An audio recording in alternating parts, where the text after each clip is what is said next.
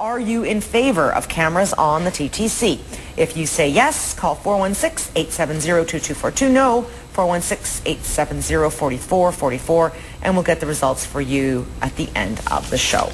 Well, joining us with more on today's topic is security expert Alan Bonner.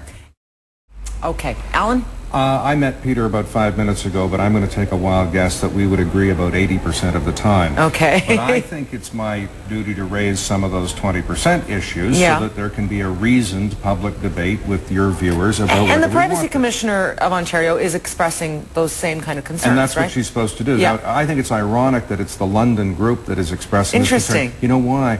I did my studies in risk, crisis, and disaster management in England, which is the most photographed country in the world. But here's the overarching concern. If you buy a piece of technology, or what the military or police call kit, and then turn the switch off and forget it and say we've done our jobs, that's going to make us more dangerous. Cameras are not going to deter a suicide bomber. In fact, they might even be attracted to that one spot. You've got an audience. Cameras are more in prevention than are more in detection than in prevention. Now, I happen to live in this neighborhood. You talked about the cameras. I live in the club district in downtown Toronto, and I'm glad they're there. I'm really glad they're there. But look at the exception. Let's say we say now, let's have cameras in Union Station. Because people are going into a train, and as you said, you get in a train, you don't expect privacy.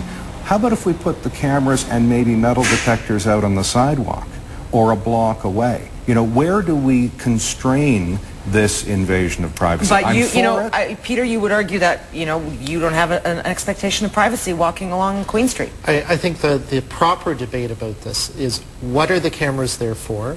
What's going to be done with the information that they gather? Who has access to them?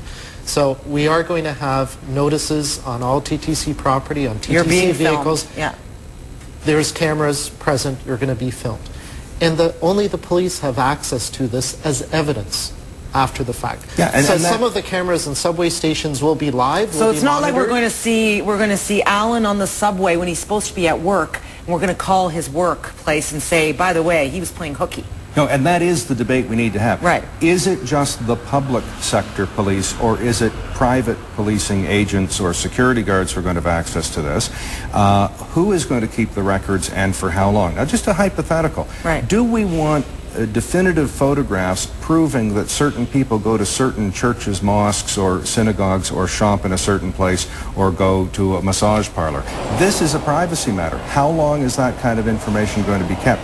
It will be inadvertently found, I grant you. Peter has the best of intentions, and so do I, but I think we still have to have that discussion and So you're on the debate. subway with someone who's not your wife, perhaps? No, I am never. No? I am never. No, okay. But that hypothetical is correct. Also, we have more private police in many of the democracies than we do public police. Should we have court orders to allow cameras in residential neighborhoods or low-risk neighborhoods? Okay. All right, I'll just let Alan Laura, if you look back 100 years, and I'm sure the privacy people do this, you look back to World War I, the Red Scares after the Russian Revolution, World War II, Japanese internment, and on it goes. There are, in Canada War Measures Act, there are draconian measures put into place, or security measures that aren't draconian put into place. And when the scare subsides, the war is over, etc. The security measures stay in place. Well, some of them are reduced a bit, but some remain. And we have to realize that we don't have the civil liberties that we had 100 years ago. We have a much more orderly and perhaps a safer society, but there are these trade-offs. In terms of so-called function creep, as your guest indicated, you bet. It is irresistible for other agencies with other purposes to say, hey, could we use your kit? You just heard Peter say that, we'll use it to maybe monitor crowds and reduce crowding on the TTC, so it's not just about catching criminals. 100 years ago, women didn't have the right to vote. 100 years ago, I suggest we didn't have the civil liberties we have today. Okay. But that wasn't, that wasn't a security measure. I want to thank Philip Lawson for joining us, and we'll get back to your calls right after this break. Don't go away.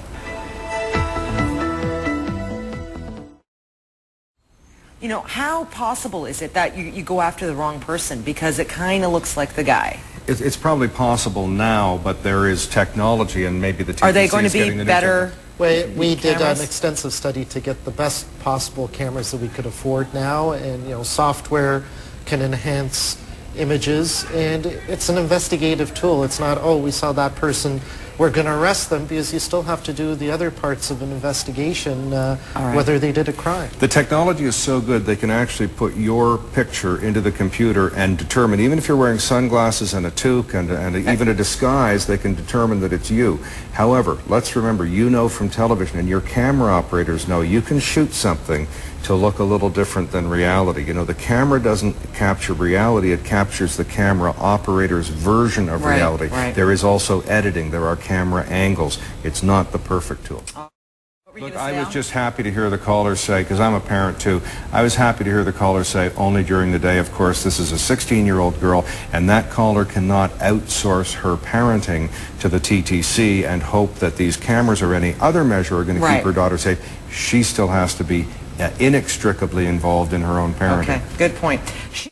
Your caller knows that at the in the London Tube, underground subway, they don't have garbage cans, which is a good safety measure for bombs. The IRA, as she talked about, we should take a look at that. She also knows, and forgive me, the average London Tube security person, ticket taker, anybody in there is far more helpful and polite to people who ask questions, and I've asked for a lot of directions in London, and they are much more polite, and we should, if the cameras help the other way, as she suggested, I'm all for it too.